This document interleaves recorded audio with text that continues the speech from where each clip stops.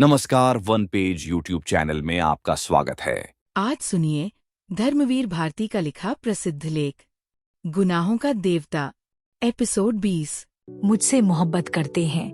गेसु बात काट कर बोली और बड़ी गंभीर हो गई और अपनी चुन्नी के छोर में टंके हुए सितारे को तोड़ती हुई बोली, मैं सचमुच नहीं समझ पाई कि उनके मन में क्या था। उनके घरवालों ने मेरे बजाय फूल को ज्यादा पसंद किया। उन्होंने फूल से ही शादी कर ली। अब अच्छी तरह निभ रही है दोनों की। फूल तो इतने अरसे में एक बार भी हम लोगों से मिलने नहीं आई। अच्छा, चंदर चुप होकर सोचने लगा। कितनी बड़ी प्रवंचना हुई इस लड़की की जिंदगी में, और कितने दबे शब्दों में यह कहकर चुप हो गई। एक भी आंसू नहीं, एक भी सिसकी नहीं, संयत स्वर और फीकी मुस्कान, बस। चंदर चुपचाप उठकर अंदर गया। महराजिन आ गई थी। कुछ नाश्ता और शरबत भेजने के लिए कहकर चंदर बाहर आया। गेसु चुपचाप लॉन की ओर देख रही थी, शून्य निगाहों से। चंदर आकर बैठ गया और बोला, बहुत धोखा दिया आपको। छे, ऐसी बात नहीं कहते चंदर भाई। कौन जानता है कि यह अख्तर की मजबूरी रही हो। जिसको मैंने अपना सरताज माना उसके लिए ऐसा ख्याल भी दिल में लाना गुनाह है। मैं इतनी गिरी हुई नहीं कि यह सोचूं कि उन्होंने धोखा दिया। गेसु दांत तले जबान दबाकर बोली। चंदर दंग रह गया। क्या गेसु अपने दिल से कह रही है? इतना अखंड विश्वास है गेसु को अख्तर पर। शरबत आ गया था। गेसु ने तकल्लुफ नहीं किया, लेकिन बोली, आप बड़े भाई हैं, पहले आप शुरू कीजिए। आपकी फिर कभी अख्तर से मुलाकात नहीं हुई? चंदर ने एक घूंट पीकर कहा। हुई क्यों नहीं? कई बार वह अम्मीजान के पास आए। आपने कुछ नहीं कहा? कहती क्या? यह सब बातें कहने सुनने की होती हैं। और फिर फूल वहां आराम से है। अख्तर भी फूल को जान से ज्यादा प्यार से रखते हैं। यही मेरे लिए बहुत है। और अब कहकर क्या करूंगी? जब फूल से शादी तय हुई और वे राजी हो गए तभी मैंने कुछ नहीं कहा। अब तो फूल की मांग, फूल का सुहाग मेरे लिए सुबह की अजान से ज्यादा पाक है। गेसु ने शरबत में निगाहें डुबाए हुए कहा। चंदर क्षण भर चुप रहा, फिर बोला, अब आपकी शादी अम्मीजान कब कर रही हैं? कभी नहीं। मैंने कस्त कर लिया है कि मैं शादी ताउम्र नहीं करूंगी। देहरादून के मैटरनिटी सेंटर में काम सीख रही थी। कोर्स पूरा हो गया। अब किसी अस्पताल में काम करूंगी। आप? क्यों? आपको ताज्जुब क्यों हुआ? मैंने अम्मीजान को इस बात के लिए राजी कर लिया है। मैं अपने पैरों पर खड़ी होना चाहती हूँ। चंदर ने शरबत से बर्फ निकालकर फेंकते हुए कहा। मैं आपकी जगह होता तो दूसरी शादी करता और अख्तर से भरसक बदला लेता। बदला?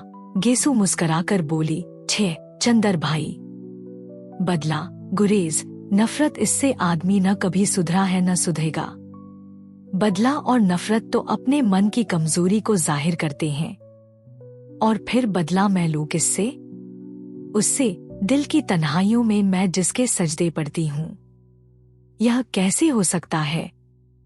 गेसु के माथे पर विश्वास का तेज दमक उठा। उसकी बीमार आंखों में धूप लहलहा उठी और उसका कंचनलता सा तन जगमगाने लगा। कुछ ऐसी दृढ़ता थी उसकी आवाज में, ऐसी गहराई थी उसकी ध्वनि में कि चंदर देखता ही रह गया। वह जानता था कि गेसु के दिल में अख्तर के लिए कितना प्रेम था।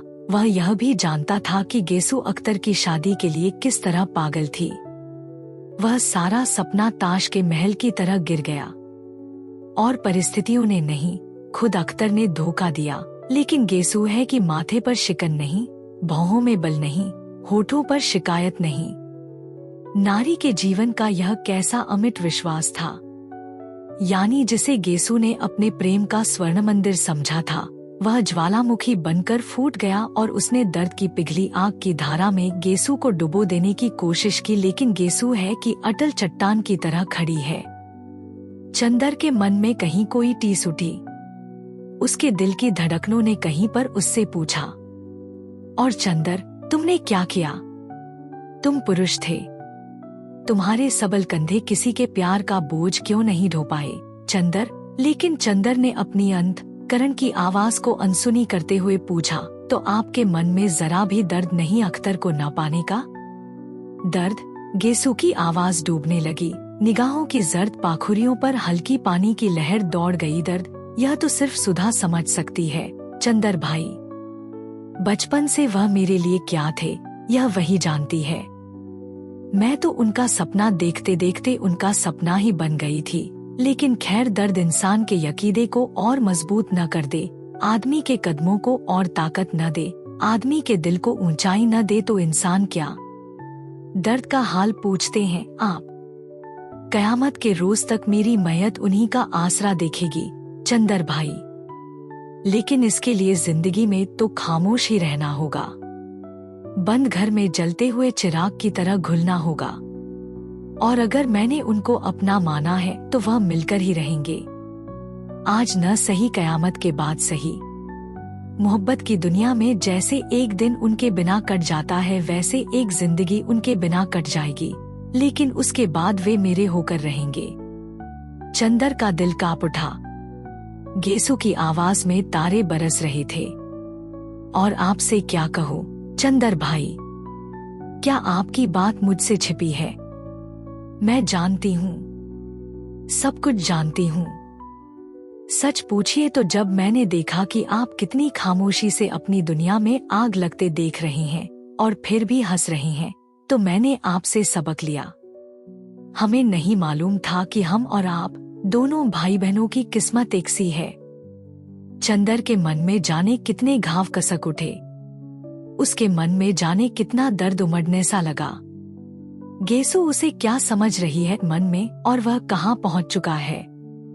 जिसने चंदर की जिंदगी से अपने मन का दीप जलाया, वह आज देवता के चरण तक पहुँच गया। लेकिन चंदर के मन की दीप शिखा, उसने अपने प्यार की चिता जला डाली। चंदर के मुंह पर ग्लानि की कालिमा छा गई। गेसु चुपचाप बैठी थी।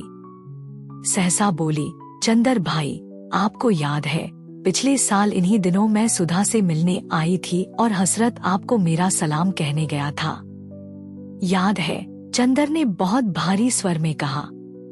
इस एक साल में दुनिया कितनी बदल गई। गेसु ने एक गहरी सांस लेकर कहा, एक बार ये दिन चले जाते हैं, फिर बेदर्द कभी नहीं लौटते। कभी कभी सोचती हूँ कि सुधा होती तो फिर कॉलेज जाते, क्लास में शोर मचाते, भागकर घास में लेटते, बादलों को देखते, शेर कहते और वह चंदर की और हम अख्तर की बातें करते। गेसु का गला भर आया और एक आंसू चू पड़ा। सुधा और सुधा की ब्याह शादी का हाल बताइए, कैसे हैं उनके शौहर? चंदर के मन में आया कि वह कह दे, गेसु क्यों लज्जित करती हो, मैं वह चंदर नहीं हूँ। मैंने अपने विश्वास का मंदिर भ्रष्ट कर दिया, मैं प्रेत हूँ। मैंने सुधा के प्यार का गला घोंट दिया है, लेकिन पुरुष का गर्व, पुरुष का छल, उसे यह भी नहीं मालूम होने दिया कि उसका विश्वास चूर चूर हो चुका है। और पिछले कितने ही महीनों से उसने सुधा को खत लिखना भी बंद कर दिया है, और यह भी नहीं मालूम करने का प्रयास किया कि सुधा मरती है या जीती। घंटा भर तक दोनों सुधा के बारे में बातें करते रहे।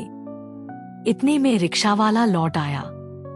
गेसु ने उसे ठहरने का इशारा किया और बोली, अच्छा जरा सुधा का पता लिख दीजिए। चंदर ने एक कागज पर पता लिख दिया। गेसु ने उठने का उपक्रम किया तो चंदर बोला, बैठिए, अभी आपसे बातें करके आज जाने कितने दिनों की बातें याद आ रही हैं। गेसु हंसी और बैठ गई। चंदर बोला, आप अभी तक कविताएं लिखती हैं? कविताएं? गेसु फिर हंसी और बोली, जिंदगी कितनी हमगीर है, कितनी पुरशोर, और इस शोर में नगमों की हकीकत कितनी। अब हड्डियां, नसें, प्रेशर प्वाइंट, पट्टियां और मरहमों में दिन बीत जाता है। अच्छा चंदर भाई, सुधा अभी उतनी ही शोक है, उतनी ही शरारती है? नहीं, चंदर ने बहुत उदास स्वर में कहा, जाओ कभी देख आओ न। नहीं, जब तक कहीं जगह नहीं मिल जाती तब तक तो इतनी आजादी नहीं मिलेगी। अभी यहीं हूँ। उसी को बुलवाऊंगी और उसके पति देवता को लिखूंगी। कितना सूना लग रहा है, घर जैसे भूतों का बसेरा हो, जैसे परेत रहते हो। क्यों परेत बना रही हैं आप? मैं रहता हूँ इसी घर में, चंदर बोला। अरे मेरा मतलब यह नहीं था, गेसु हंसते हुए बोली। अच्छा, अब मुझे तो अम्मी जान नहीं भेजेंगी, आज जाने कैसे अकेले आने की इजाजत दे दी। आपको किसी दिन बुलवाऊं तो आइएगा जरूर। हाँ आऊंगा गेसु, जरूर आऊंगा, चंदर ने बहुत स्नेह से कहा। अच्छा भाईजान, सलाम। नमस्ते। गेसु जाकर रिक्शा पर बैठ गई और पर्दा तन गया। रिक्शा चल दिया। चंदर एक अजीब सी निगाह से देखता रहा, जैसे अपने अतीत की कोई खोई हुई चीज ढूंढ रहा हो। फिर धीरे धीरे लौट आया। सूरज डूब गया था। वह गुसलखाना बंद कर नहाने बैठ गया। जाने कहां कहां मन भटक रहा था उसका। चंदर मन का अस्थिर था, मन का बुरा नहीं था। गेसु ने आज उसके सामने अचानक वह तस्वीर रख दी थी जिसमें वह स्वर्ग की ऊंचाइयों पर मंडराया करता था, और जाने कैसा दर्दसा उसके मन में उठ गया था। गेसु ने अपने अजाने में ही चंदर के अविश्वास, चंदर की प्रतिहिंसा को बहुत बड़ी हार दी थी। उसने सिर पर पानी डाला तो उसे लगा यह पानी नहीं है, जिंदगी की धारा है, पिघले हुए अंगारों की धारा, जिसमें पड़कर केवल वही जिंदा बच पाया है जिसके अंगों में प्यार का अमृत है। और चंदर के मन में क्या है?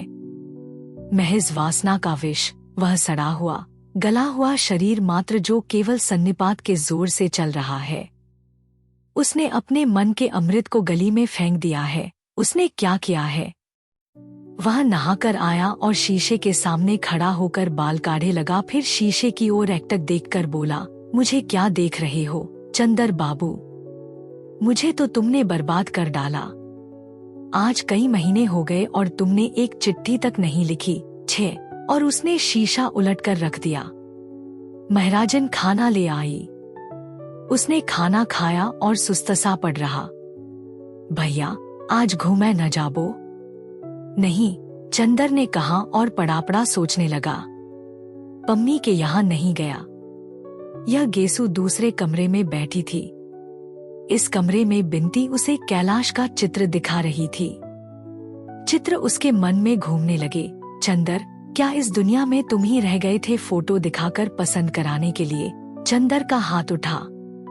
तड़ से एक तमाचा। चंदर, चोट तो नहीं आई?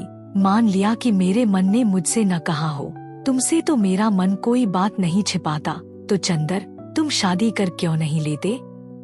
पापा लड़की देख आएंगे, हम भी देख लेंगे, तो फिर तुम बैठो तो हम पढ़ेंगे, वरना हमें शर्म लगती है। चंदर, तुम शादी मत करना, तुम इस सब के लिए नहीं बने हो। नहीं सुधा, तुम्हारे वक्ष पर सिर रखकर कितना संतोष मिलता है। आसमान में एक एक करके तारे टूटते जा रहे थे।